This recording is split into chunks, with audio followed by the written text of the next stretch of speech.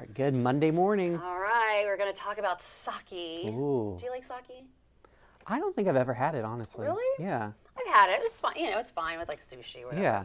All right, well, there's this company, Asahi Shuzo. They are planning to sell, they're coming up with this new drink that'll be worth six figures for a glass. So about $650,000 for a 100 milliliter bottle of this new sake. What makes it so interesting is they plan to blast sake ingredients into space to ferment, and ferment a very special brew from the International Space Station.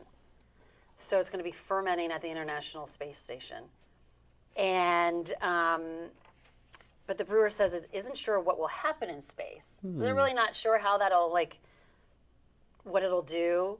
But the difference in gravity could affect the fermentation process. And so Asahi hopes the project could eventually help them create sake or other fermented foods on the moon. Yeah, the company's so, of course, developing the space brewing equipment. It plans to launch the ingredients next year. So it has yet to be seen if it's going to be worth that amount because you don't know how it's going to impact the fermenting process. Right. Well, I think just because it has to be sent up to space and then fermented, right? And they're creating the technology to do that is what is driving the but cost. But if it's gross, yeah, well, that's a very good point. Just to say you drank it, right? I don't know. Well, you know, like some billionaire would be like, "Oh, let's just get some." Definitely. Well, you guys are going to have to tell us how it is because there's no way. There's no way I could spend that much money on something that's in space. But it's interesting. You kind of wonder what the zero gravity would do during the fermentation process. I'm sure it'll have some impact on it. One would think. Yeah. So, we'll let the high rollers buy it and tell us. We'll let them let us know how it tastes. All right, thank you, Jennifer. Let's take a look at our local headlines on this Monday morning. A house fire in Albemarle County has displaced a family of four and their dog. The fire broke out yesterday afternoon in the Southwood community just south of Charlottesville. The Albemarle County Fire Marshal's office says an electrical malfunction in the ceiling caused the fire. The Red Cross says it's assisting the family in providing them a place to stay. No injuries have been reported.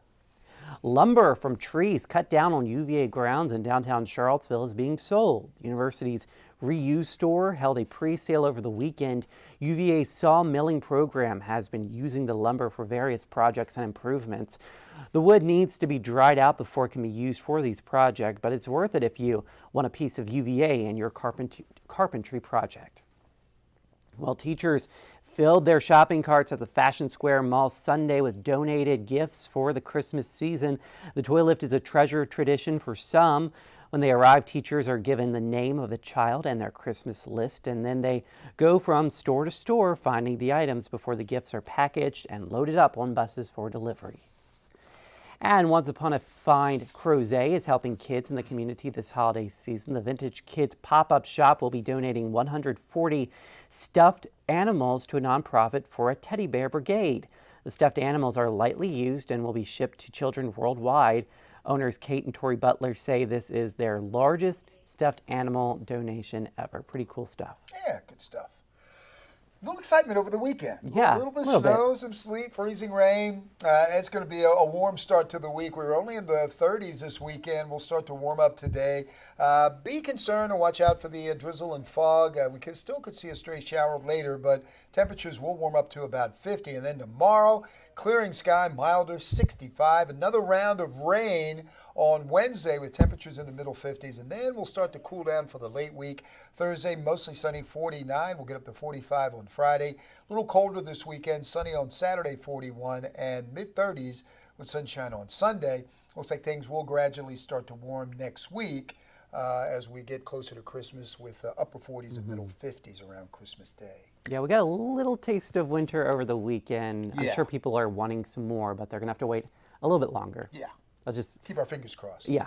All right, thank you, David. And thank you guys for joining us. Here's a live look at the traffic on US 29 at Rio Road, and you can see that fog this morning. So be careful when you are out driving into work and school this morning. Give yourself a little bit of extra time. Keep an eye out for that fog and drizzle. We hope you guys have a great Monday, a great start to the work week, and we'll see you again on 29 News at noon.